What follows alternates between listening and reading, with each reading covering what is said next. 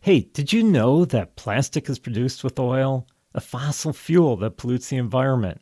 Wouldn't it just be awesome if we could live our lives without plastic? Well, there's a company that wants to help you do just that. Life Without Plastic. They sell products that will reduce or eliminate your dependence on plastic. They have a large selection of products like toothbrushes, food storage containers, drinking straws. And the best part is that they're also very reasonably priced. So what are you waiting for? Check out all these great plastic-free products and help save the planet. Just click on the link in the show notes to find out more and to start your journey to being plastic-free.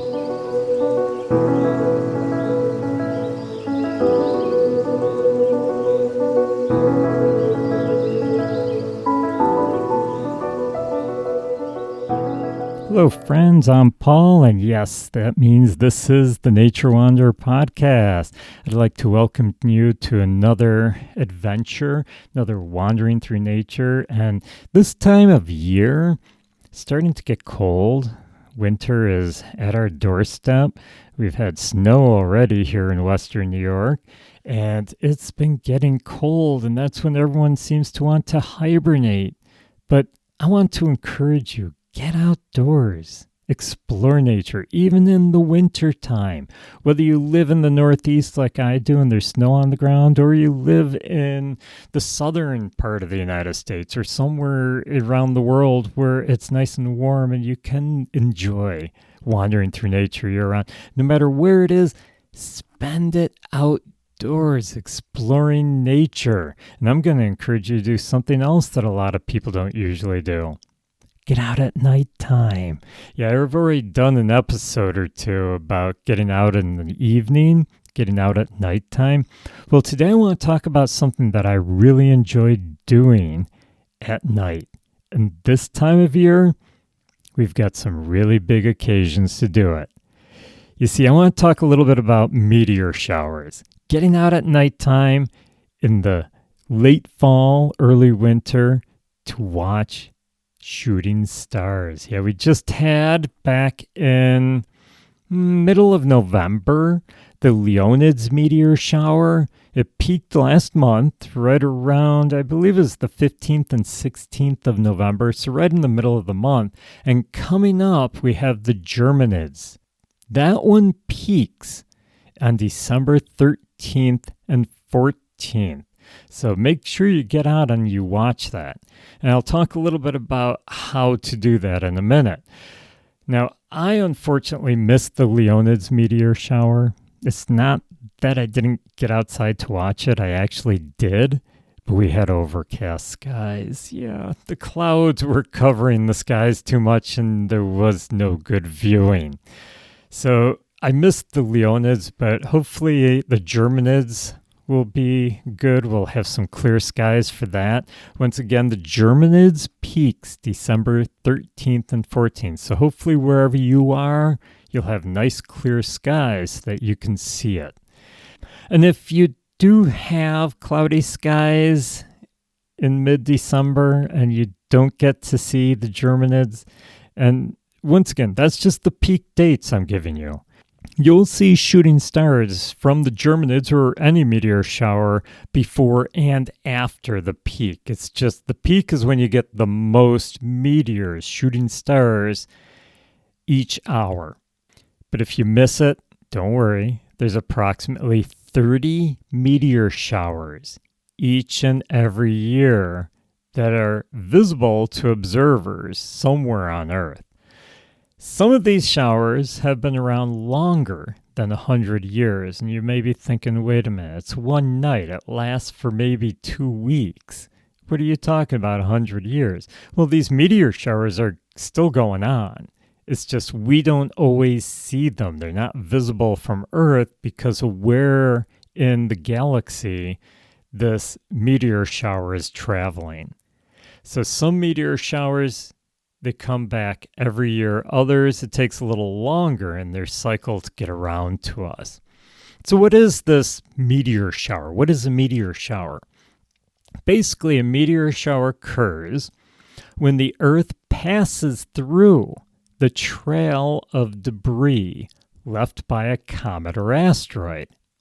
So the meteors are basically bits of rock and ice that's ejected from comets as they move in the orbit around the sun. So the comet is basically going around the sun. It's orbiting around the sun, and as it's moving through the sky, ice and rock is coming off of it. Now, comets are constantly ejecting this material during their orbit around the sun, adding to the meteor shower.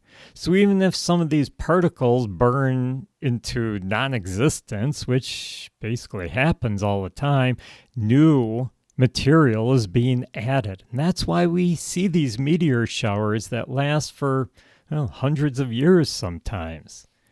So what is a meteor shower? Basically, it's the debris, the tail of a comet or an asteroid. So what is a shooting star? We often use them interchangeably, shooting star, meteor shower. Well, a meteor shower is lots of these shooting stars, and the shooting star is essentially a meteor. What's the difference between a comet and an asteroid, you may be asking? I know I'm throwing a ton of terms at you. That's why I'm trying to make it a little easier by defining what these things are. So the difference between a comet and an asteroid. A comet is made up of ice and dust. Okay, so comet, ice, and dust. So these tiny little rocks. Well, asteroids are all rock. An asteroid is a solid rock. Now, if a meteor reaches the Earth, what do we call it? It's called a meteorite. And we have had meteors hit the Earth before. There are large craters in different parts of the Earth where a meteor hit. Now, meteor showers get their names from the constellation in which they radiate from. So, for instance, the Perseid meteor shower, which we just had back in November, came from the constellation Perseus. That's where we get the name Perseids.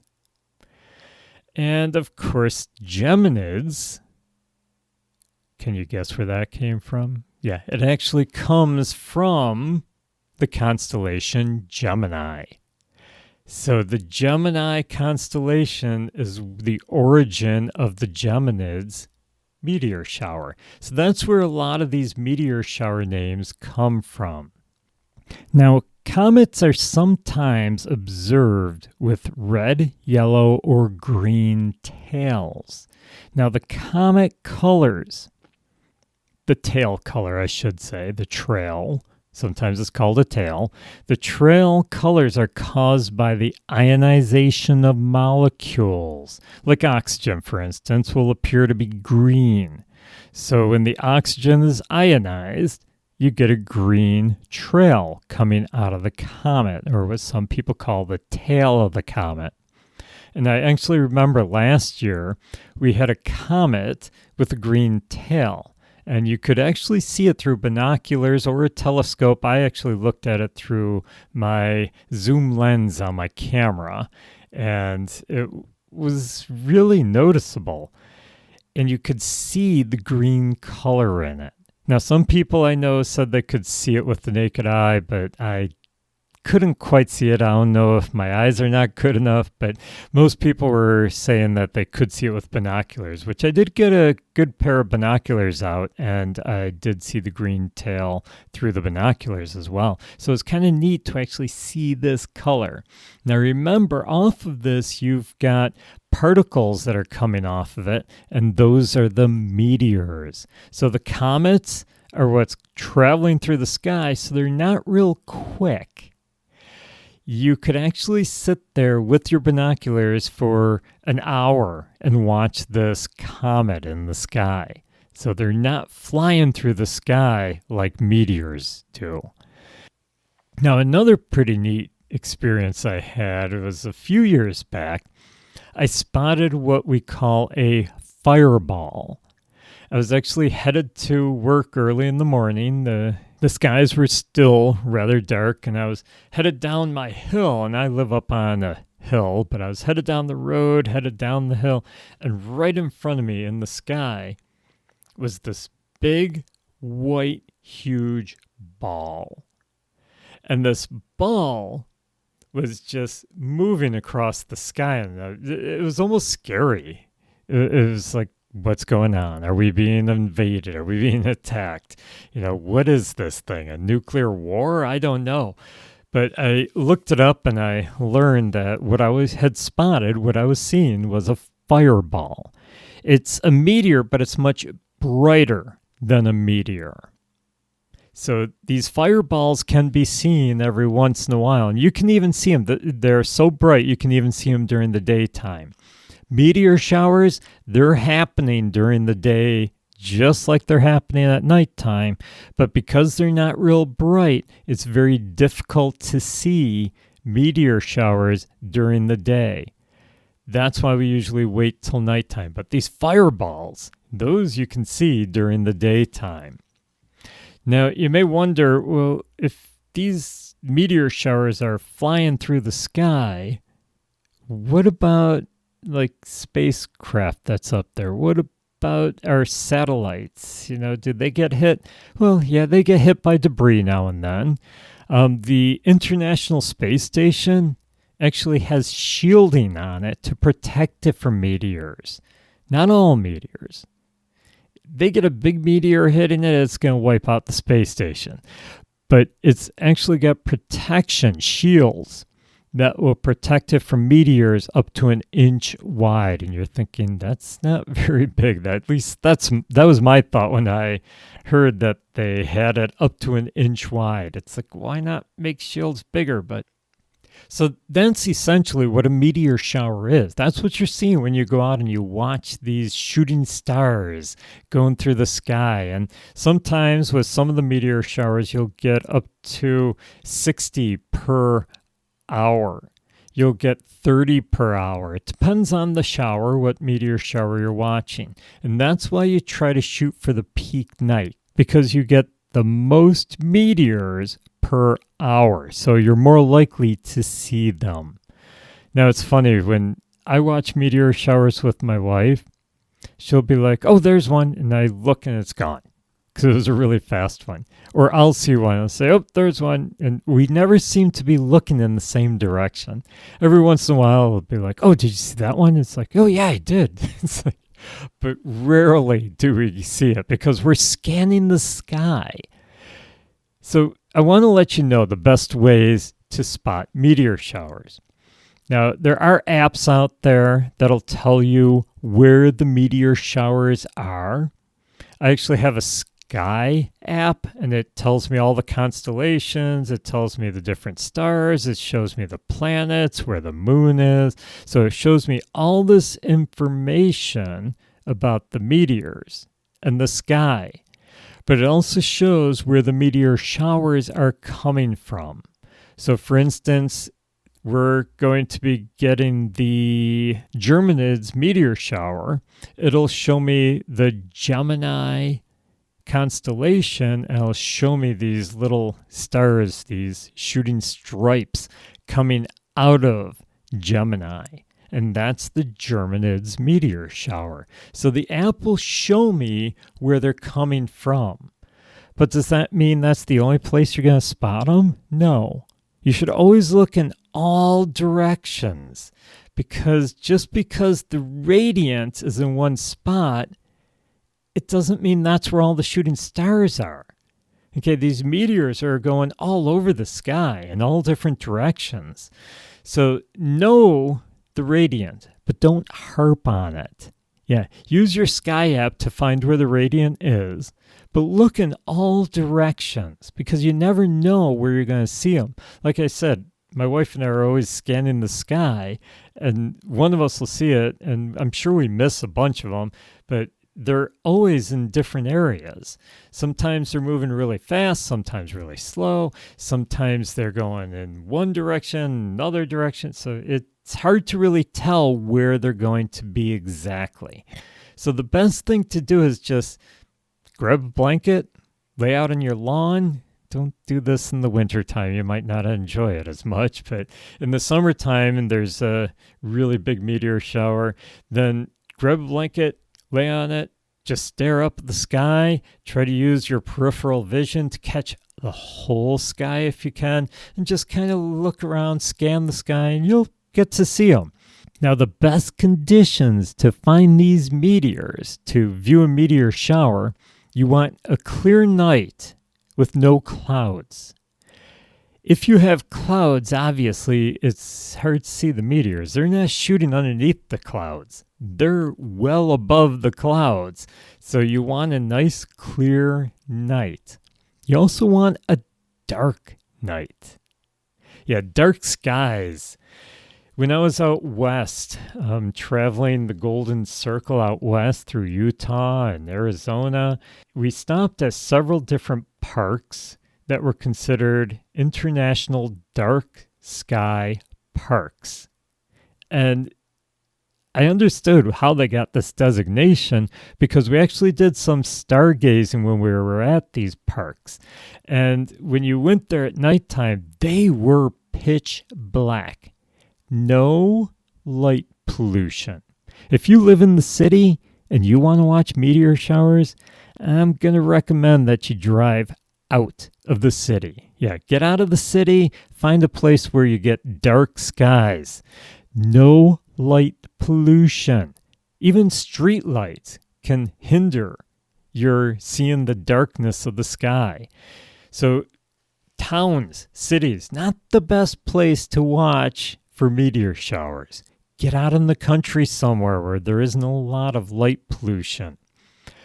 I know I used to work at a nature center not too far from where I live now, where they would have the Buffalo Astronomical Association actually set up a building out in the front lawn of this nature center, and they set up their telescopes every once in a while. Once a month during the summer they would.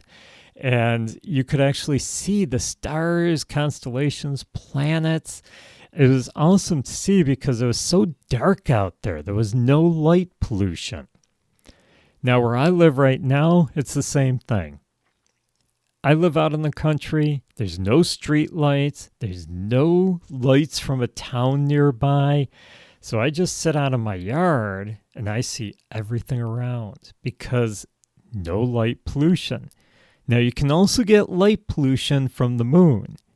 So make sure you do this if you can. I mean, meteor showers don't always coordinate with the moon, but try to do it when there's very little moonlight. So if there's a full moon, you might have a little bit of difficulty watching a meteor shower. If it's a new moon, where there's no moon in the sky, you'd probably have an easy time finding the shooting stars. Also make sure that there's no obstructions. I remember, I think it was a couple months ago, when we were looking for Starlink. Pretty cool if you haven't seen it yet. But we were looking for Starlink, and I knew the times that it was going over, and all of a sudden it came over. I let my kids know about it too. Grown kids have families of their own now, but I let them know because I know they probably would think it was cool, and I know their kids would. So they were watching. We're texting back and forth. And it's like, oh, here it comes. Yes, it's coming out of the west, and there it goes over. And unfortunately, my daughter, she didn't get to see the whole thing because in her yard, it wasn't really dark. A lot of light pollution there because she lives in a village. But she also had a bunch of trees around. So it was just low enough in the sky that she didn't catch it totally because it was hidden by a lot of the trees. My son, on the other hand, his house is more out in the open, not a lot of trees around, so he was able to see the whole thing. And of course, where we are, We don't have a lot of trees real close, so we were able to see the whole thing. But at one point, it did go down below the trees. So make sure you're out in an open field or an open space where there aren't a lot of obstructions to block your view of the meteor shower. But a lot of meteor showers directly overhead, too. So remember, it covers the entire sky. You may miss some of the lower ones if you have a lot of trees around, but you get to see the ones up above. Now, that's if you're not sitting right directly under a tree. Don't do that, okay? No obstructions. And like I said, know the radiant, know where it's coming from, but don't harp on it. Also, the best thing to do when you want to observe meteor showers, take your time. Okay, well, just grab a chair, sit down, or a blanket. Relax, enjoy the evening. Grab a glass of wine, maybe some popcorn or a snack, and just make a night of it. You see, I say that not just because, well, it's fun, but there's a couple of other reasons. First of all, when you first go out, you came from a bright house. Your eyes are used to the light. You need time for your eyes to adjust to the darkness. The more they adjust, the longer they adjust, the more meteors you're going to see. And there's going to be gaps. I mean, they may say, oh, there's 60 meteors per hour during this shower at the peak. Does that mean every minute you're going to see one go over? No. You may see 3 1 minute and none the next 2 minutes. So a meteor shower does have gaps. There's no set, okay, one, here goes another one, there goes another one, no. There's no timing for it. They shoot through the sky when they shoot through the sky, so you may have gaps. So like I said, just take your time, make a night of it. While you're doing it, hey, get comfortable. Yeah, enjoy the rest of nature. Listen to the owls calling. Listen to the insects, the crickets. Of course, you're not going to get that in the wintertime here, but in the summertime, you'll get to listen to those. Also, check out the apps or it's also online. See when the ISS is going over you. Sometimes you can actually spot the reflection of the sun on the ISS as it goes over. Check out the constellations. Grab an app and do some stargazing while you're waiting for the shooting stars to go by. And also, it's pretty cool to see. Some people don't like it. I know a lot of astronomers don't like it, but Starlink satellite is up there. Starlink is a train of satellites. So it's pretty cool seeing this line of lights, one right behind each other, moving through the sky. So it's kind of neat. And there is a Starlink app that tells you when Starlink is going over. So get your jacket on, get out there next week. Remember, the Germanids, which is a pretty good one, is December 13th and 14th. That's the peak, but you can see it a few days before, a few days after, so it's going to be overcast. Don't worry about it. Go out a couple days after and when you have clear skies, and you might get to see it.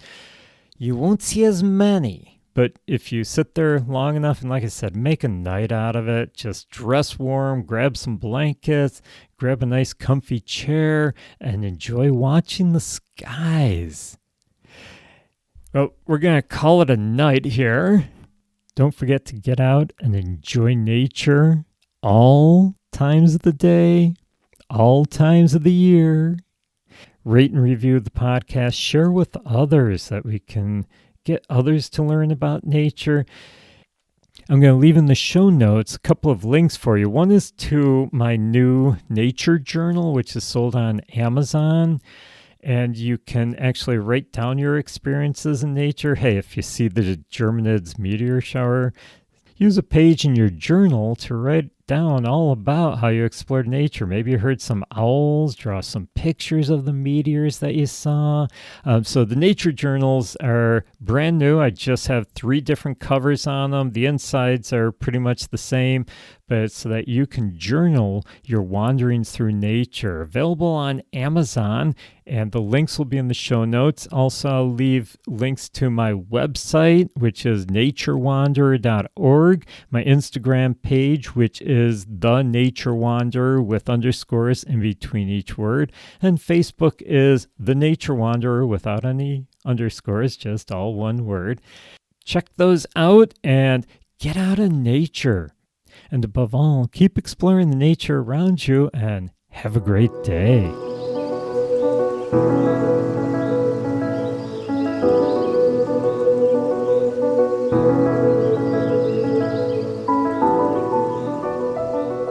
Hello, nature lovers. Do you love to read books like I do? I've always enjoyed reading books ever since I was a kid, especially books about nature. Unfortunately, as I get older, I find myself with less and less time to sit down with a good book. I've solved that problem with Audible. Audible allows you to listen to your favorite titles while you are driving, at the gym, taking a walk, wherever you are. With all the latest titles, you'll have quite a selection to choose from. And they have podcasts too. Start listening today with a free 30-day trial. To get your free 30-day trial, go to the show notes and click on the link. Happy listening.